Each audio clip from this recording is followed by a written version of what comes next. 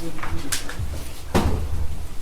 you raise your right hand? Do you swear or affirm the testimony about the given the truth so help you God? I do, Your Honor. Can you please step up, have a seat, and then would you please state your name for the record? Timothy Willis, TimothyWillis. Go ahead, prosecutor. Thank you, Judge. I just need to make sure this is connected. Is this on, Judge? What's that? Is this on? That usually is last. That usually is on last. So Thank you. That's all in a second. Is the screen on, sir? Yes. Yeah, it's the last thing that goes on usually. May I proceed, Judge? Go ahead. Sir, how are you employed? I'm a detective lieutenant with the Oakland County Sheriff's Office. What is a detective lieutenant? My duties include I'm one of two detective lieutenants in the Investigative Forensic Services Division. We offer support services through investigations to our agency and really law enforcement in the region. My duties include the Special Investigations Unit. I'm in charge of that. I'm in charge of the Fugitive Apprehension Team. I'm in charge of the Computer Crimes Unit, and I'm in charge of our Warrants Unit. Okay. And we've heard about the Special Investigative Unit through Sergeant Joseph Bryan. Does that individual work for you as well? He does. Okay, so specifically the Special Investigative Unit, can you tell the jury what they do?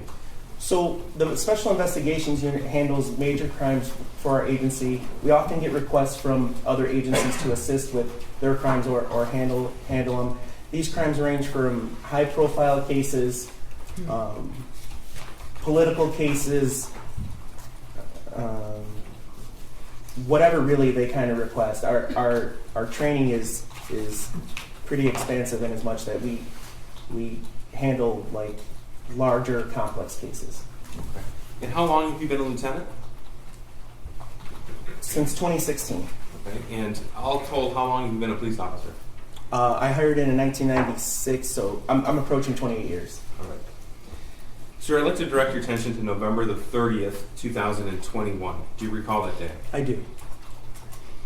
Were you notified of an active shooter situation at the Oxford High School?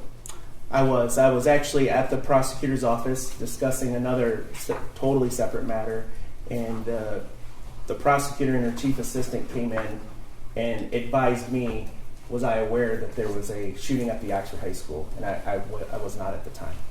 Okay, so you were meeting on a different case completely? Yes. Okay. And do you recall approximately the time that occurred?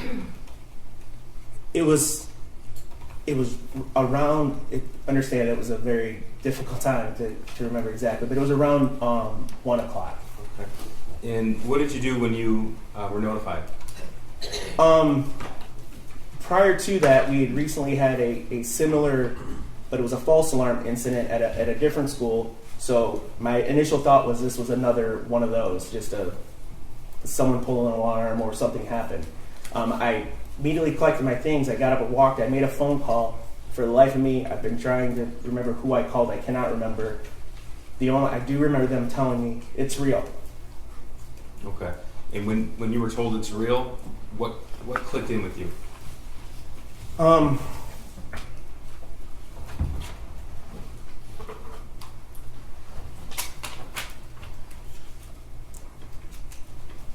I went downstairs.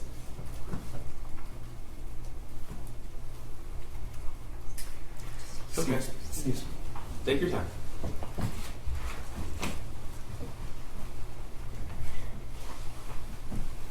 Thank you.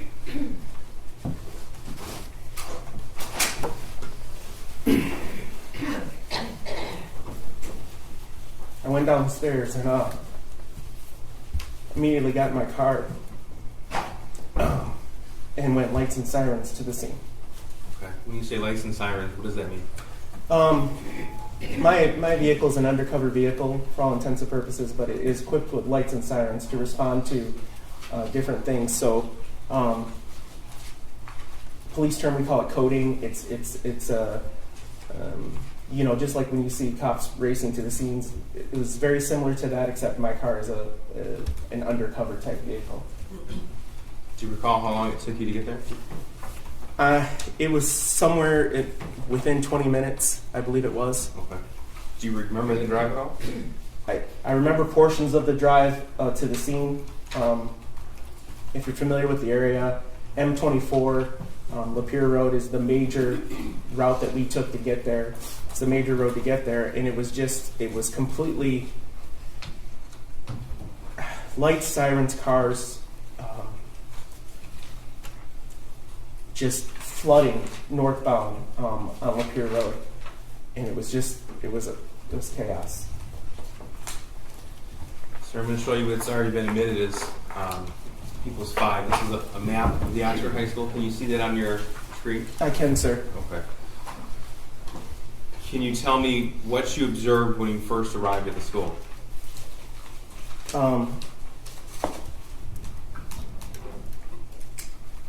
I observed when I came, there was students leaving the school. There was police officers flooding into the school. Emergency first responders.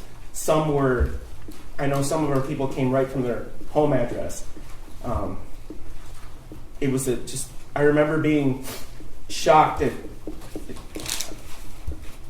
I live in a neighboring community, and I was just shocked that we have that amount of resources in a northern Oakland County school that quickly. Because I really moved to get there, and by the time I was there, people were just flooding that place. Do you recall where you went? First of all, let me ask you this: did you go inside the school? I did. Okay. When you went inside the school, what was the situation? I have no recollection of where I parked exactly, but I know I went in through the front office area. You can see on right there where it says office. Okay. That entrance on the south there. So this would be the main entrance to the school? Yes. Okay. Captain Todd Hill, he was then a lieutenant, had already set up an incident command post, an interior post. Understand, we had a perimeter all secured. We were securing all the doors, no one in and out, unless you were law enforcement or emergency first responders. And we set up, because it was so cold that day, it wasn't ideal. However, the area where we were at, we determined to be relatively safe. So all of us responded to that area to start handing out our assignments. We refer to that as the interior command. Okay, so you said incident command, interior command. Tell us the difference. I'm sorry. So the interior command is just the location on the interior. Incident command is where most, if not all, the decisions are made. So at the time, the incident commander, Captain Hill, his focus was casualties, safety and security of the building, and searching for additional shooters. When I was driving to the scene, I do recall them saying, we were getting tips from, imagine being a civilian, driving around and seeing cars fly by you, hearing about a shooting.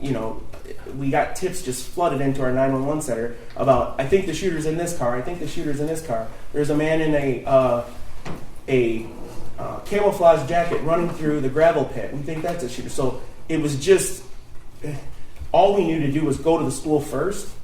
We had no idea what else, if anything, was going on. So the exterior command was set up to first to protect the school. The interior command was set up to handle the issues going on within the school that, for lack of a better term, were most known at that point. Okay, so you were a lieutenant at the time? I was. Okay. And at the time, you were also in charge of the Special Investigative Unit? Yes, sir. Okay. You said Lieutenant. Now, Captain Hill was focused on the active scene, so yes, sir. Clearing and casualties, things like that? Okay. What was your focus then? So immediately upon entering the thing, I had a brief conversation with Captain Hill, advised that I would be handling the investigative portion of this, and we started then devising a plan, the best way that I could participate in the active investigation while the other stuff was going on. There was so many tips, if you will, social media tips coming in about this, that, and the other that, a lot of them certainly proved not to be true, but they had to be vetted. So, I could not just go in and start investigating the scene. There was several opportunities, i.e. For us to interview. We heard victims were at hospitals that needed to be interviewed. There was obviously tons of staff, personnel, and students still on the scene that we wanted to talk to and discuss and try to figure out what had happened. Okay, so would it be fair to say that it was your responsibility to coordinate this investigative effort? Yes, sir. So my job, that's exactly what my job is. My job is to direct those resources to the follow-up investigation. Would it be fair to say that you are the officer in charge of this case? Yes, that's fair to say. Tell the jury, please, what does it mean to be an officer in charge? So, as I stated earlier, I direct the investigation, meaning identify and attempt to interview or have my team attempt to interview victims, witnesses. I decide, I assist. You saw Bob Catellis up here from the crime lab. Him and I worked together about obtaining what evidence we deemed was going to be necessary for this case. I direct officers, to secure I directed the officers to secure the Crumbley home because we learned where the shooter lived. At the end of that, I comprised the information, and then I turned it over to the prosecutor's office, and then we discuss charging decisions. Okay. And that's what an officer in charge does in every investigation. That's right. This investigation was not unique to that. We do them with all of ours. Okay. Now, it's fair to say that there was a massive amount of evidence uncovered in this case. Yes. Imagine we estimated approximately 1,700 people in the school that day. They weren't using their lockers. There was backpacks, cell phones, just dropped in. Obviously, they were worried about their safety. So we just had a lot of evidence within the school, not counting, evidence at different hospitals from victims, the shooter's home, things of that nature. Okay. Judge, may I approach the witness? Sure. This is Exhibit 1. We have stipulation. Yes. Your Honor, we would stipulate to exhibits 1 through 4. 1 through 4. 1 through 4, thank you. 1 through 4 admitted. Sir, I'll just give you all these right here. Okay. One is on top. Yep. Can you tell me, please, what I've just handed you? These are the autopsy protocols for the 4 deceased victims. Sir, tell us, you've reviewed the autopsy protocols in this case? Yes, sir. Do you know the identities of the victims who were murdered on November the 30th? I do. Okay. I'm going to show you what's been admitted, stipulated to as Exhibit 418. Who is that? That's Hannah St. Juliana. Okay. And how old was she when she was killed? 14. And sir, can you tell us, please, how she was killed? The official cause and manner of death from the autopsy protocol is multiple gunshot wounds, homicide. She was shot in her upper torso, her abdomen, her thighs.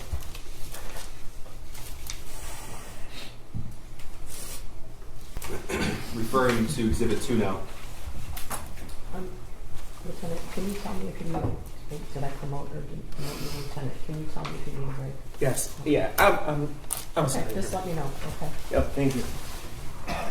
Now, this is People's 419 on the screen. I'm also referring to, this has been stipulated to, also referring to Exhibit 2, autopsy protocol for Madison Baldwin. Sir, how old was she when she was killed on November the 30th? 17 years old. And how did she die? Again, cause and manner of death was gunshot wound to the head.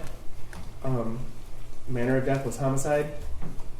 It was a close contact shot, meaning the firearm was either on or near the victim's head when the trigger was pulled. Referring now to Exhibit 3. That's an autopsy protocol for Justin Schilling, is that right? I think I have Tate Mears through. Justin I'm Schilling's sorry. 4. Thank you, Tate Mears. And how old was he when he was killed? Tate Mears was 16 years old. This is Exhibit 420. It's been stipulated to. Tell us, please, how Tate was killed. Again, the cause and manner of death from the autopsy protocol was gunshot wound. Tate had multiple gunshot wounds. Manner of death was homicide. Tate was shot in the back of the head at a further distance. Now, Exhibit 4, sir. And that's the autopsy protocol for Justin Schilling. Yes. I'm showing what's been stipulated to for admission is People's Exhibit 421. Sir, is that Justin Schilling? It is. How old was he when he was killed? 17 years old. Tell the jury, please, how he died. Justin Schilling, you'll see, you'll observe, but he was cause and manner of death from the autopsy protocol was gunshot wound to the head, homicide. He was also shot at close contact to the back of the head. Sir, were others wounded and suffered gunshot wounds as well inside the school? Yes, Do you know their names? I do. Can you tell us who they are, please? There's Phoebe Arthur, Elijah Mueller, Kylie Osage, Riley Franz, John Asciutto, Aiden Watson, and Molly Darnell, who testified earlier. Thank you, sir. Sir, tell us what happens when you assume, may I approach? Sure. I'll take those things, sir. Thank you. Tell us what happened after you assumed the lead of the investigation. So where were you when this happened, and tell us the first thing that you did. So the first thing I did was collect myself because I was pretty overwhelmed, and then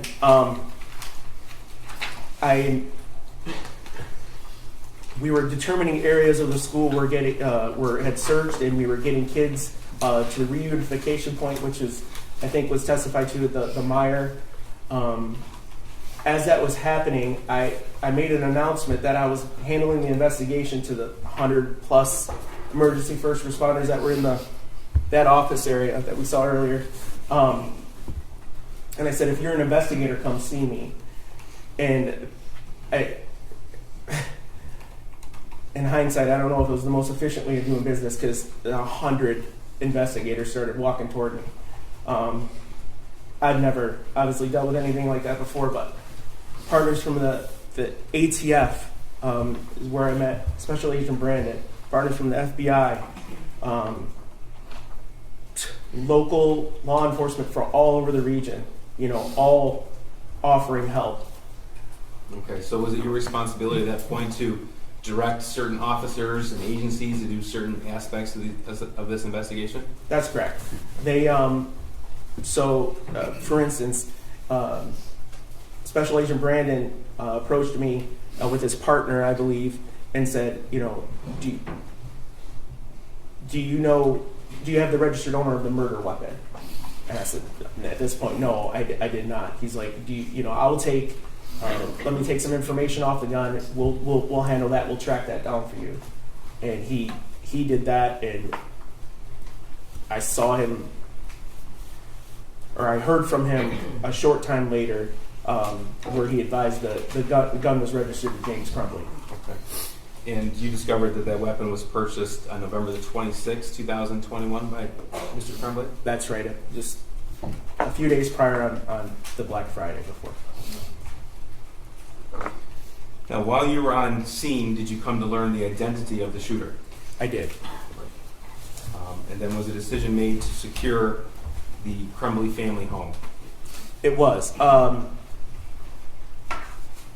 The shooter was on his way to the Oxford substation. I directed a couple of my investigators Sergeant Joe Bryan, who you saw, to attempt to interview him at the substation. In addition, now that we knew who the shooter was, I directed detectives from the Pontiac substation. Lieutenant Marsban kind of spearheaded that part, and to go to the shooter's home to look for any additional casualties.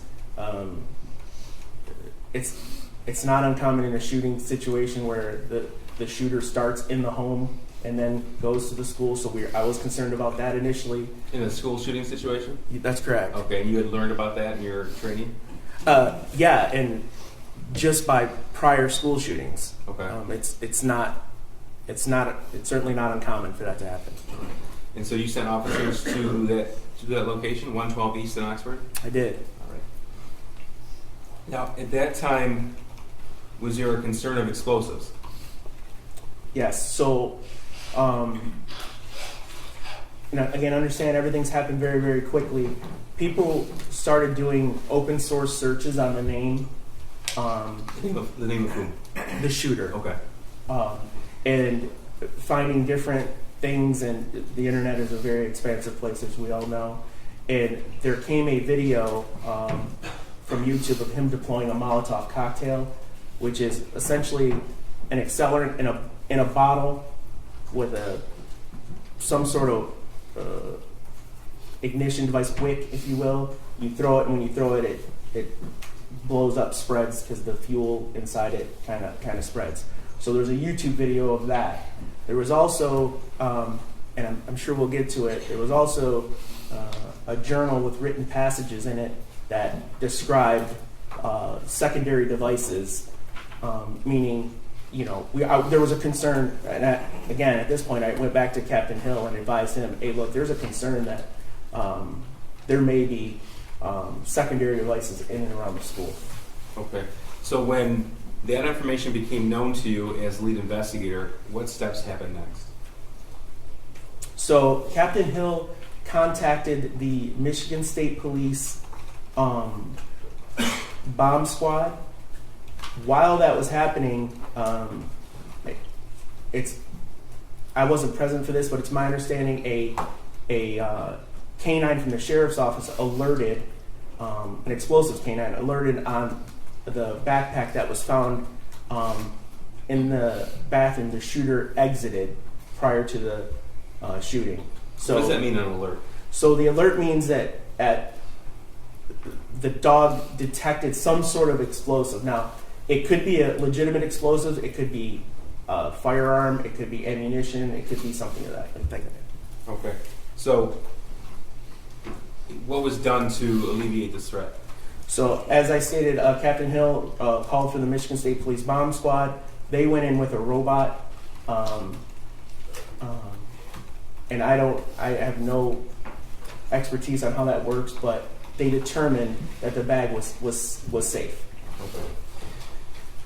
Now, sir, you were obviously on the scene at the school on November the 30th, 2021. I was. And you became aware that the Oxford High School has a number of security cameras. That's correct. Okay. And as an officer in charge of the investigation, did you also interview witnesses or review witness statements? I did. Okay. Now, as a result of that, did you learn the path the shooter took on November the 30th, 2021? Yes, sir. So, can you tell us in what hallway and outside what room the shooting started? Yeah, from the map earlier, you saw the highlighted area. That's all commonly referred to in Oxford as the 200 hallway. There's a short hallway and then a longer hallway. The shooter exited the bathroom adjacent to room 258, and that's when the shooting began. And I'm going to show you what's already been admitted as People's 12. What are we looking at here? So this is the backpack that the shooter carried into the bathroom, that was examined for explosives, that we found on the scene. And what else do we see in this picture? So you can see that there's some personal effects. There's charging cables. There's a journal. There's a book. When you reference journal, this is what we're talking about? That's correct. Okay. Now, what of note was discovered on those pages of paper? Not in the journal, but the other pages. Yeah, so there was over 90 loose leaf papers you can see right there. They're different assignments or whatever, and can't hold me to it. Over 50 were had drawings of firearms on them. Now, sir, did you have the opportunity to review that handwritten journal that's depicted in People's 12? Yes, sir, I did. Okay. Describe what that journal is. So the contents, sir, or describe the journal? Both. So the journal was a hardbound leather type journal. Should be in there. You might be able to cut it open more. It was there was approximately 22 pages of written information in the journal. It appears from some of the dates that it was written from the back cover to the front. The earlier dates seem to be on the back side, if that makes sense to you. Like I said, it was about 22 pages total in length. Judge, I'm going to mark this for demonstrative purposes only as exhibits, so the record's clear. I believe that's 428, again for demonstrative purposes.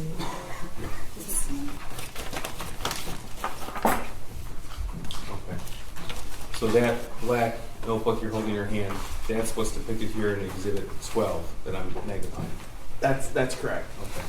Now these papers that we just talked about, we said over 50 with different pictures of weapons. There's no evidence that was ever turned into the school, is that correct? Yes, I have no evidence of that. Okay. And you've had the opportunity to read the entire journal? I have. Okay. Out of that notebook, how many pieces of paper have actual writing on it? 22. And does one of those 22 pages include just a drawing and a quote from a book? Yes. Okay. Now, out of the remaining 21, how many reference the school shooting? Every single one. So there are some that have been admitted, some portions of that. I'm going to go through those with you. Just so you're aware, we've numbered them to keep them straight for you as well as the jury. Number 1 is the drawing, page number 1. Page 22 would be the back cover of that journal. Is that clear? Yes. Okay, and the back cover of the journal has actual writing on it as well.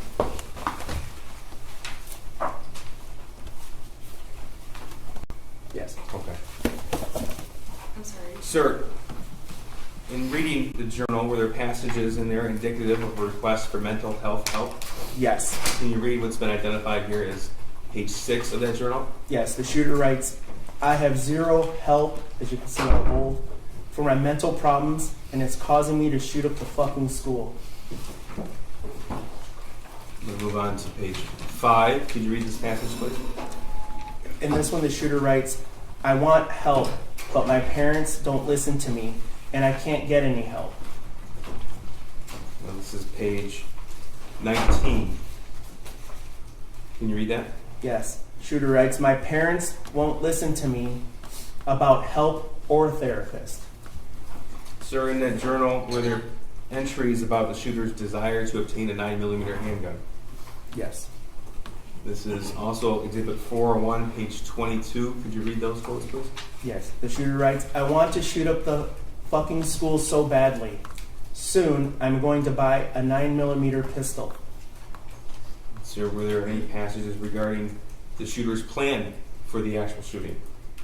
Yes, there were. Okay. Here's page 3, also Exhibit 401. Could you read that, please? Yes. Shooter writes, "I'm about to shoot up the school and spend the rest of my life in prison." Were there any journal entries about the shooter's access to the 9mm handgun? There were. This is also Exhibit 401, also page 3. Could you read that, please? Yes, sir. The shooter writes, "First off, I got my gun. It's a SP 2022 Sig Sauer 9mm. Second, the shooting is tomorrow. I have access to the gun and the ammo. I am fully committed to this now. So yeah, I'm going to prison for life, and many people have about 1 day left to live. Thank you, sir. Now, is the journal written in normal size fonts, or are there certain passages that are bolded and larger than normal size font? Both. Okay. And were there drawings in there as well? There were drawings. Okay. Were the drawings small or were they large? Yeah, there were large drawings. Okay. What's an example of a large drawing? So there was a large drawing in the journal of a firearm being pointed at the back of a presumably a woman's head. There was a drawing depicting a 9mm caliber round versus a .22 caliber round. Those types of pictures were found in the journal. Okay. And on the cover of the journal, what does that say? The actual cover of the journal itself? It says apartments.com. Okay. You said you've seen the Oxford High School security footage that depicts the actual shooting. Yes, sir. Judge, we're going to introduce that now. This is Exhibit 402. It's been admitted. I would like, if the court could instruct the media not to play that. Yes, the media has agreed, and I'm going to request that the media not show the video in the school. That's surveillance footage of November 30th, 2021, and is People's Exhibit 402. 402, okay. And the victims who are present are aware of the content of the specific video. Yes, correct? Judge. All right, go ahead.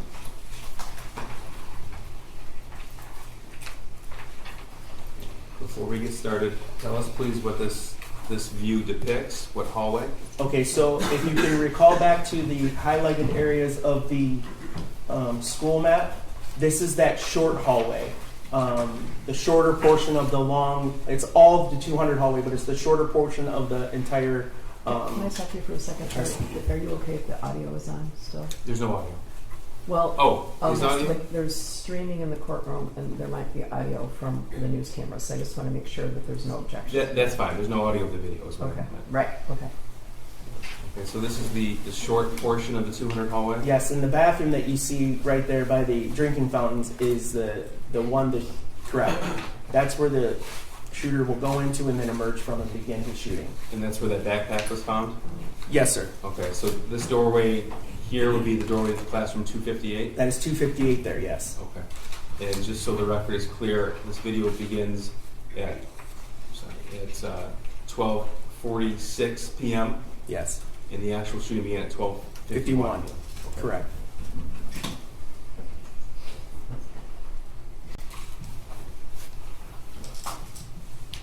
I'm going to play right now. Again, this is 12:46. Tell me if and when you see the shooter walking down the hallway. Okay. He is behind the young lady in the red sweatshirt right there. He's about, with the mask on, the black shirt, and the gray sweatshirt. Okay. And that's with his backpack over his shoulders? That's right. Yes, sir. And he's going to make a right turn into the bathroom here.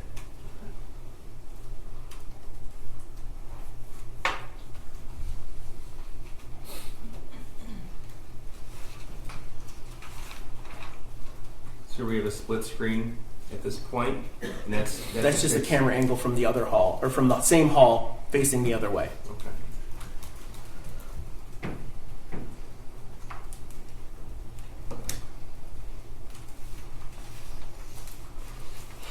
I'm stopping at 41 seconds. Identify who you see in this video. So that's the shooter. If you want to, the two. That's Phoebe. On the left there is Phoebe Arthur. To the right is Elijah Mueller. Okay. This is John Asciutto.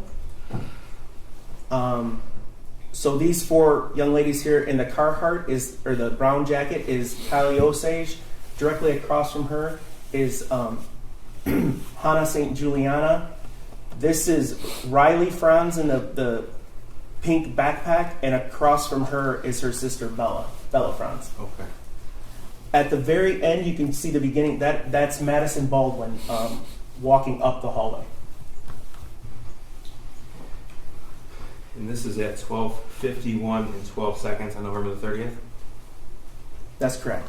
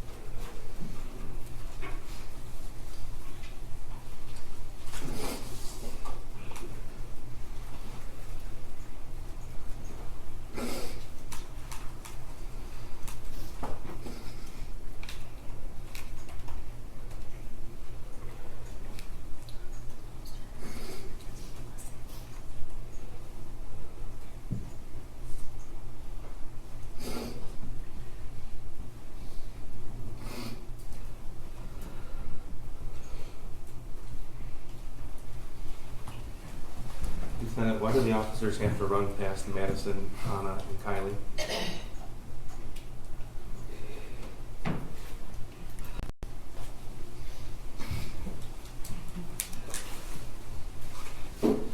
In our training for active shooters, we train to respond, drive up right to the door if you have to, and go in, search for stimulus, meaning sounds, gunshots, or whatever. Run to that and eliminate the shooter. Stop them, whatever, however you can.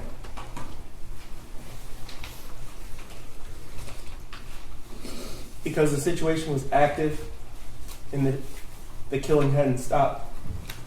You can't stop and render aid.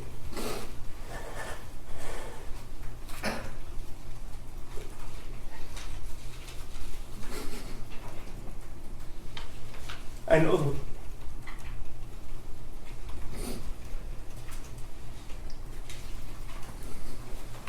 can we take a break, please? if I could just finish this part, I'd appreciate it. I'm sorry. No problem. We're having a hard time. He's having a hard time. I know those officers.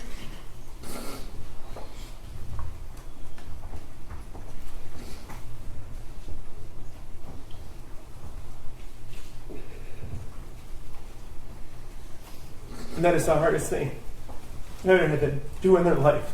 Can we take a break, Jeff? Yeah, looks like a 10-minute break. All rise for the jury.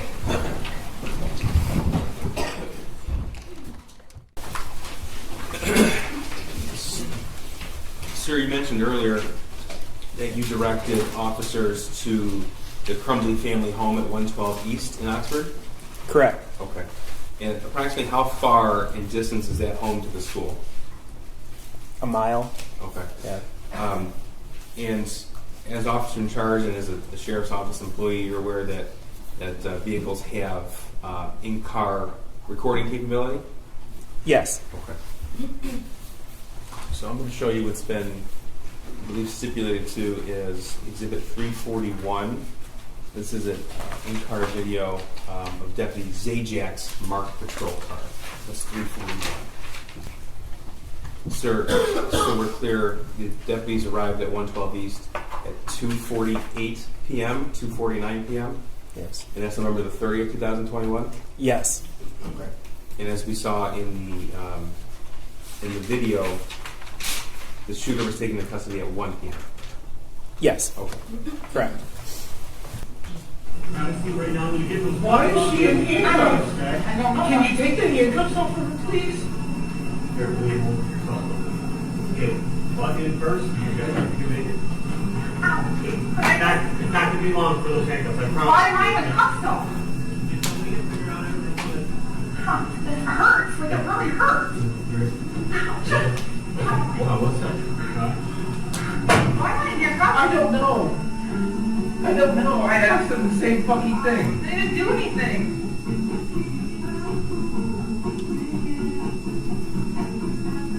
I'm getting claustrophobic.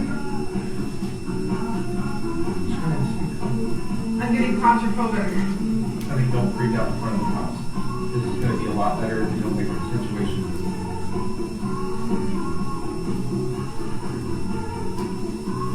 Why are they here? Why are they here?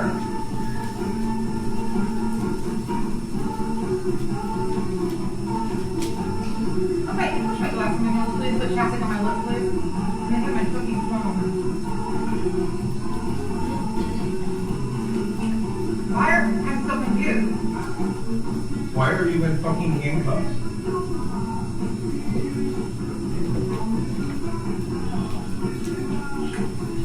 You're going up?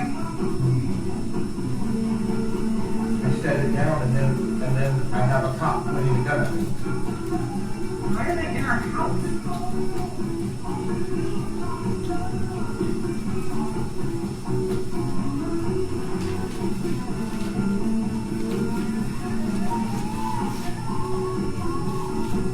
I'm so confused.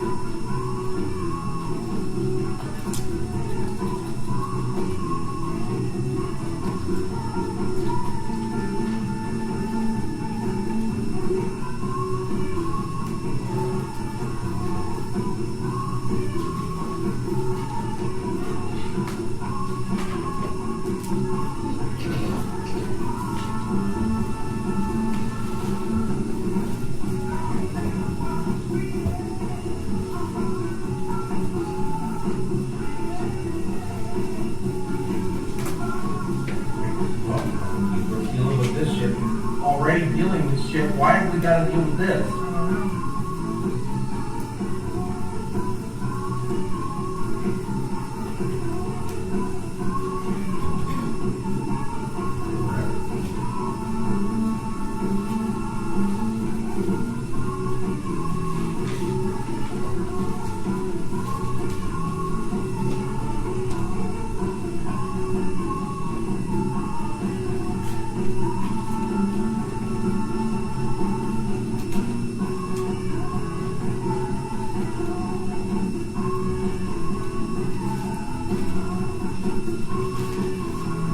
Where's your other gun? In the gun case. Where's that at? In this right, sir.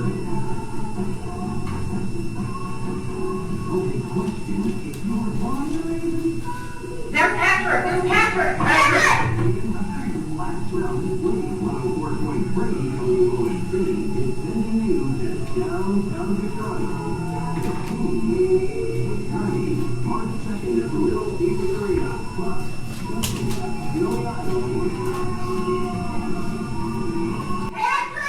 Patrick! Patrick! Patrick! He can't hear you. He's not gonna be able to hear you. Patrick! Jen, he can't hear you.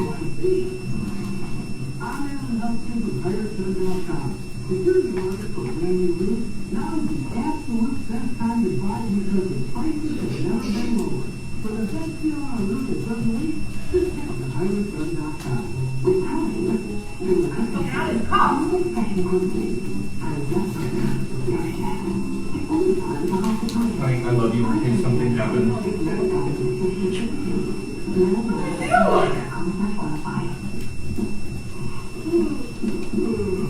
If anything happens, you do not answer any questions without a lawyer. Ma'am, I didn't catch your name. It's Jennifer. Jennifer, come on now, we hang, take the handcuffs off.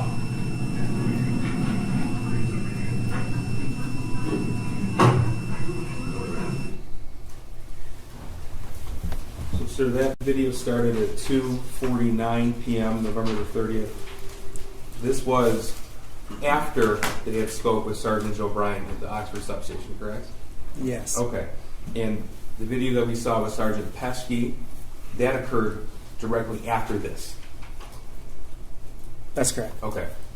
So when she was taken out of the vehicle, she was placed in a different vehicle, and that's where Sergeant Pesky spoke with her. Correct. Okay. And then as Edward Wogrowski testified, they arrived home from the location data at 2:30 p.m. after the substation. Yes. Okay. Sir, do you know the date in which Jennifer Crumbley was charged?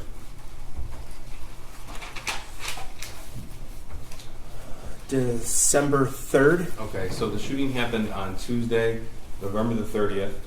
December 3rd would have been a Friday. That's correct. Okay. And, I believe it was noon, around noon. okay. Tell us what happens when someone is charged with a felony in the state of Michigan. The process they actually have the charging document. So the prosecutors give me a warrant. I go in front of a judge and I swear to the facts of the case. The judge authorizes the warrant. Okay. And that's what we commonly refer to as a swear to? Swear to, correct. All right. And did that happen in this case? It did. Is that a closed proceeding or is that open to the public? It was open. Okay. In fact, it was broadcast at that point. There was media present for that, yes. Okay. And they were, Jennifer and James Crumbley were not in custody at the time of the swear to, is that right? That's correct, they were not. We've already heard from Dave Hendrick about the fugitive apprehension team in that part of the investigation. Tell us, please, how retired Sergeant Hendrick's team got involved. So, upon being made aware that charges were coming, we knew that they weren't at the residence. So I had Sergeant Hendrick, who worked for me, deploy the fugitive apprehension team to locate the suspects.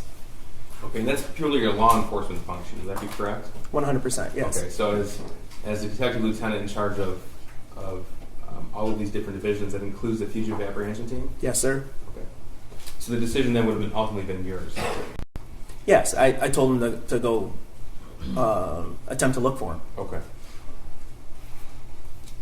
Now that was that on Friday the 3rd or was that prior to Friday the 3rd? I don't recall. Okay. He testified yesterday that he recalled it being Thursday the 2nd. Is that accurate or you just don't remember? Yeah, I don't. I think it's accurate, but I don't remember it specifically. Okay. That's fair. Now, during the course of your investigation as the officer in charge, did you learn where the defendant went after her phone was seized in the evening of November 30th, 2021? Yes. Okay. And I guess as a reference point, Lieutenant Sam Marsman testified yesterday as to the date and time when her phone was seized. You were here for that testimony? I was. Okay. So I'm going to have you walk us through that timeline. Okay. Now, we've heard about the track phone purchases. Yes. Did you discover where those purchases were, where those purchases occurred? Yes, at a Walmart in Lapeer. Okay. This would be exhibit. This is exhibit 404. I don't believe we have an objection. Okay, so this is a photograph of the exhibit. What are we looking at here? This is the purchase receipt for the track phones from the Walmart in Lapeer. Okay. And did you learn where they stayed that night? They stayed at a hotel in Lapeer. Okay. I'm going to show you exhibit 405. I don't believe there's an objection to 405 either. No. 405 is admitted. Thank you, Judge. This is 405. What are we looking at here? This is a receipt for the overnight stay at the Holiday Inn Express in Lapeer. Now, did you do the swear-to for the shooter as well in this case? I did. Okay. And when did that occur? That was it was on the December 1st. I want it. Time was sometime in the early afternoon. Okay. If I said 3:51 p.m., would that sound right? Yeah, that sounds about right. Okay. Do you know where James and Jennifer Crumbley were then? Yes, it was a swear-to, much like we do typically, open to the public. They were I believe they were on Zoom in their vehicles. Okay. That proceeding's open to the public, is that right? Yes, it is. I'm going to show you.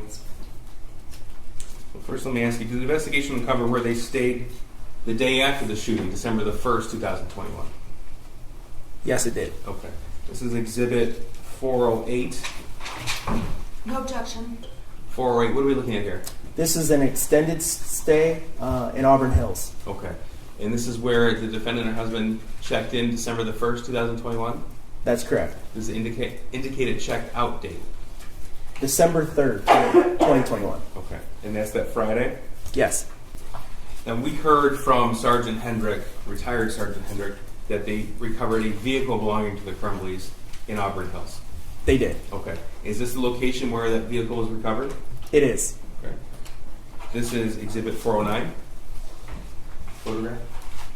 No objection. 409 is admitted. Okay. What are we looking at here? This is one of the two vehicles owned by the Crumbleys backed in a parking spot at the extended stay in Auburn Hills. Now, during the course of this investigation, were banking records from the Crumbleys obtained? Yes. All right. Specifically on December the 2nd, so that'd be the Thursday, did you find that they had withdrawn cash on multiple occasions? Yes, they did. This is exhibit 411. 411 is admitted, and again, 410 is not. Correct, Judge. Previously. Yes, thank you, Judge. Okay, what are we looking at here in exhibit 411? This is a withdrawal of $2,000 withdrawal transfer, $2,000 from Flagstar by Jennifer Crumbley. Now, Edward Rogowski told us about replacement phones. Did you uncover that James and Jennifer Crumbley, after buying their track phones, bought another set of phones? Yes. Okay. And do you know the date and location where that happened? That was in Owasso. Owasso, Michigan? Yep. Okay. And that's on December the 2nd, 2021? I'm sorry. Yes, it was on December 2nd. Okay. This is going to be 413, the T-Mobile receipt. And so what are we looking at here? This is the purchase of the two replacement phones. Okay. And that was Owasso, Michigan on December the 2nd, 2021? Yes. Okay. What's the relative distance from Owasso to Auburn Hills? It's about an hour. Now, did they obtain more cash in this time frame? Yes, they did.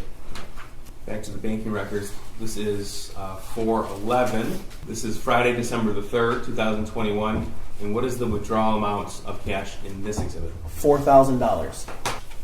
Now, was evidence uncovered in the investigation that showed you a transfer or withdrawal was made from the defendant's son as well? Yes. This is exhibit 414. So what are we looking at here in exhibit 414? So this is the Simply Kids savings account, Ethan Crumbley's account. Okay.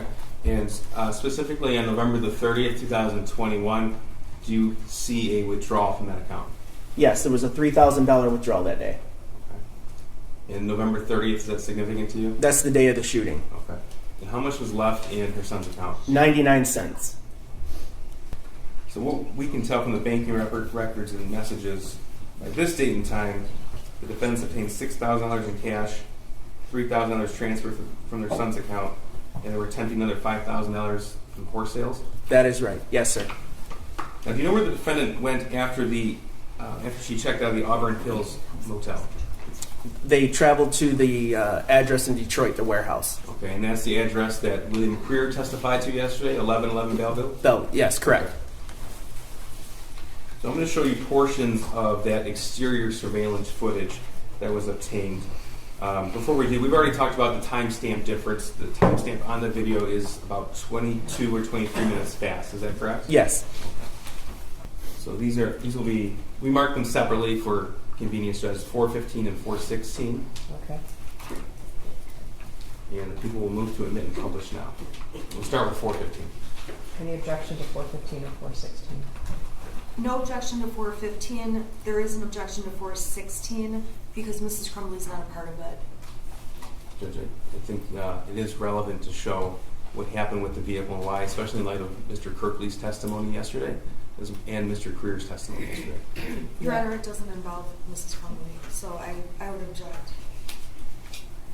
I think it's relevant to their activities, and it's non-testimonial. I'm going to admit it. Thank you, Judge. Thank you. Again, I'll start with 4:15. Before we hit play. Again, the timestamp is 11:20 and 35 seconds on December the 3rd, 2021. That's right. Okay, so actual time would be approximately 10:58 a.m. Correct, sir. Okay.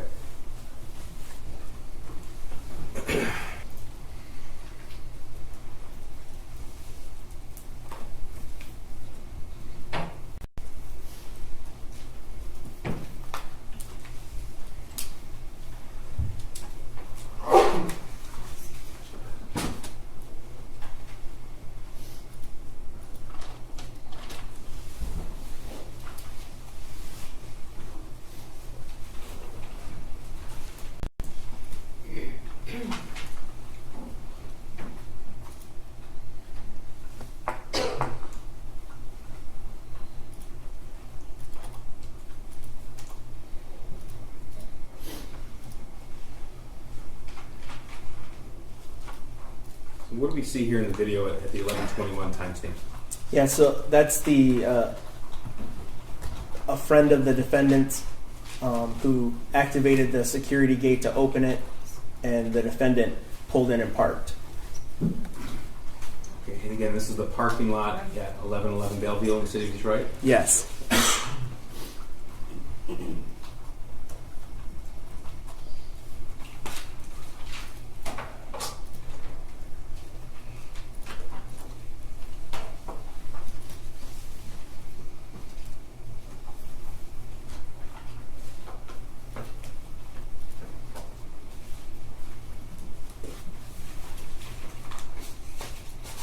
Tell me if you see anybody you recognize. I recognize the defendant. Maybe this person right here. Yep. Yes. And your friend you identified as this individual. That's correct.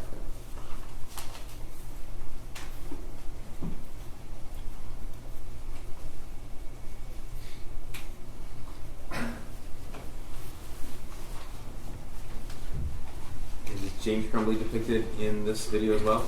Yes, that's James there. Right here in the magnified portion? Yes. Okay.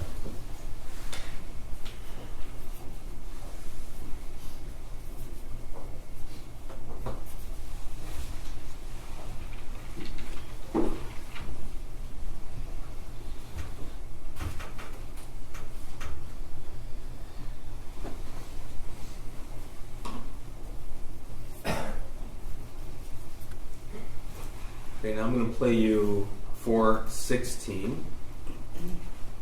Before we start again, the timestamp is 16:10. First of all, what is 1600 hours? That's 4 o'clock in military time. Okay.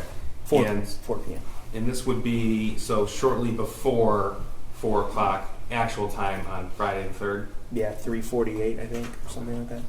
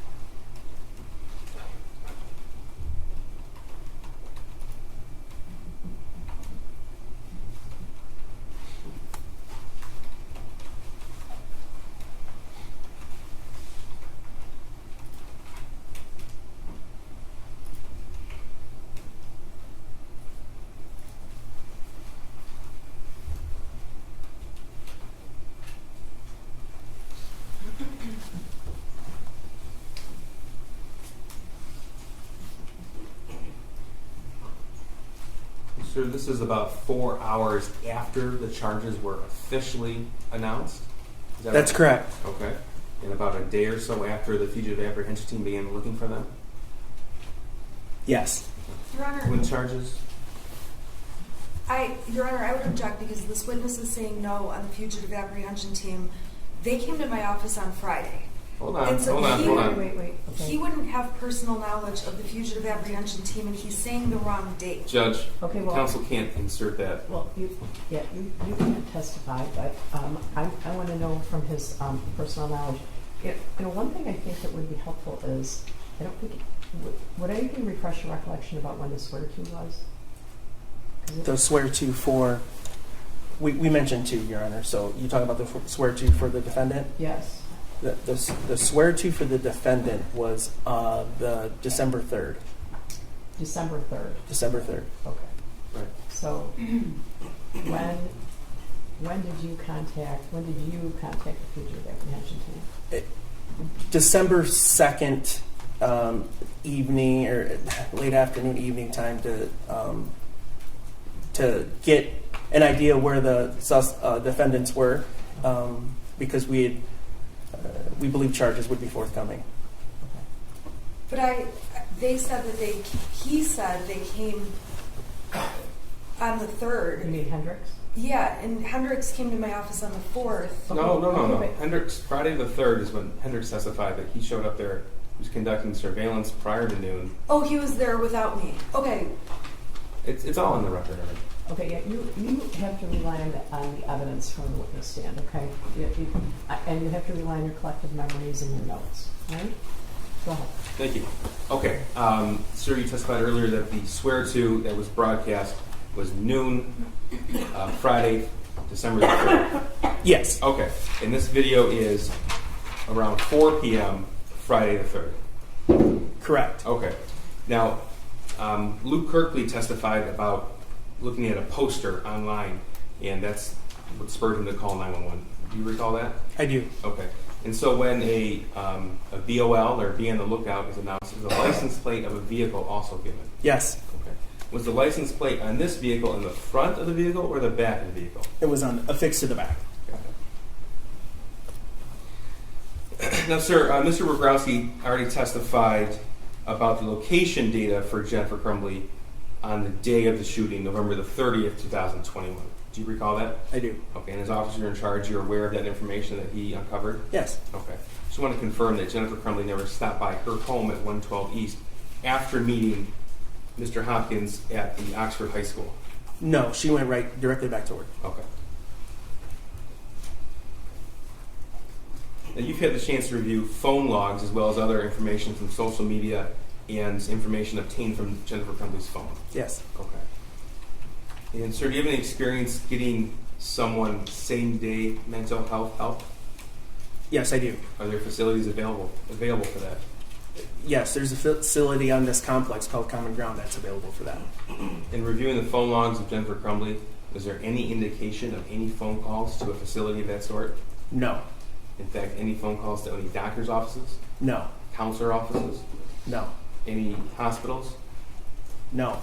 Okay. Any mental health professionals at all? No. Thank you. I have nothing further. Cross. Okay, thank you. Sergeant Willis, I want to go back to the pages from the shooter's journal that were admitted. You don't have any evidence to suggest that Mr. or Mrs. Crumbley ever saw the journal, correct? I'm sorry, miss. You do not have any evidence to show that Mr. or Mrs. Crumbley ever saw the journal. But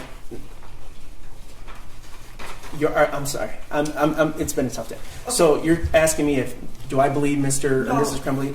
I'm asking you. Oh, do I have evidence? Do you have any evidence to believe that Mr. Crumbley or Mrs. Crumbley saw the journal? No, if I had evidence of that, I imagine the charges would be different. If you had evidence they saw the journal, the charges would be different? Yeah, murder, Okay. I would imagine. Okay, so the journal was located in the backpack that belonged to the shooter, Yes, correct? correct. There were also a number of other papers in that backpack that you described. Yes. You don't have any evidence that Mrs. Crumbley ever saw any of those papers, correct? Correct. Now, in the journal, you've testified about certain statements the shooter wrote in the journal, correct? Yes. And specifically, one of the statements that you testified about was where the shooter wrote, "I have access to the gun." Is that correct? Yes. In the journal, there are other statements where he indicates he is looking for the gun, correct? Can you tell me which ones you're referencing? Sure. So I'm going to hand you, Your Honor, may I please approach? Sure, just show Mr. Keith. Sure. I have a copy of it too, if that helps. Judge, just briefly, this was subject of a prior court ruling. Yes. So I ask everybody to be really careful. All right. Okay, so I was going to show 788, just this one line. Okay.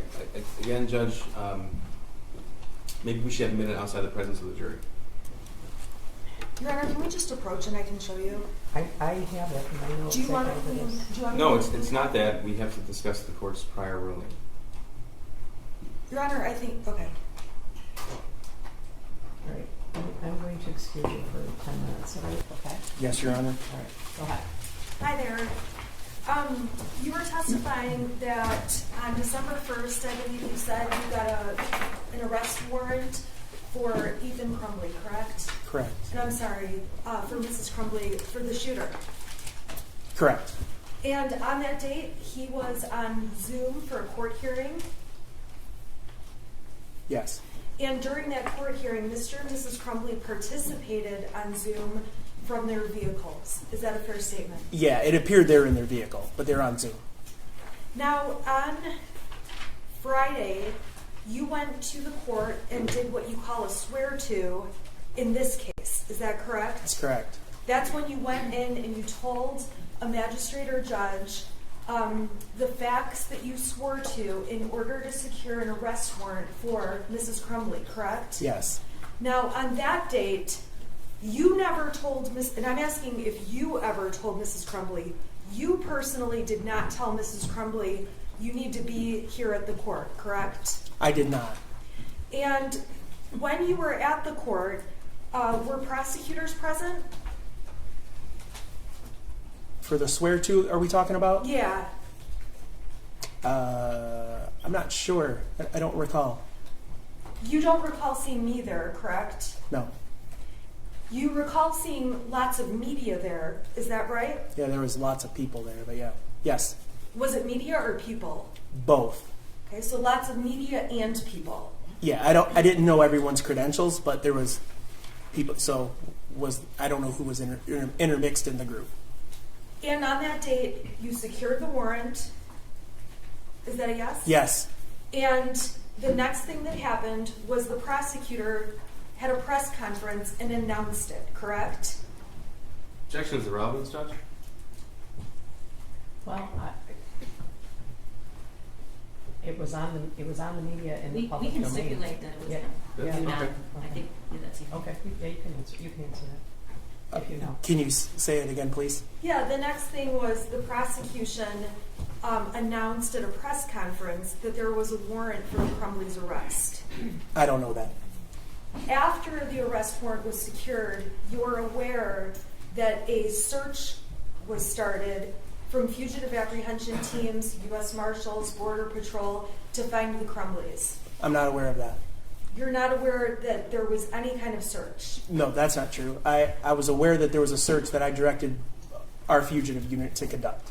Okay, so you were aware that there was an outstanding warrant for Mrs. Crumbley, Yes, and you were aware that there were going to be efforts to locate Mrs. Crumbley because of the warrant. yes. If I recall the swear to, the judge said the defendant and her husband, but the defendant had to turn herself in by 4 p.m.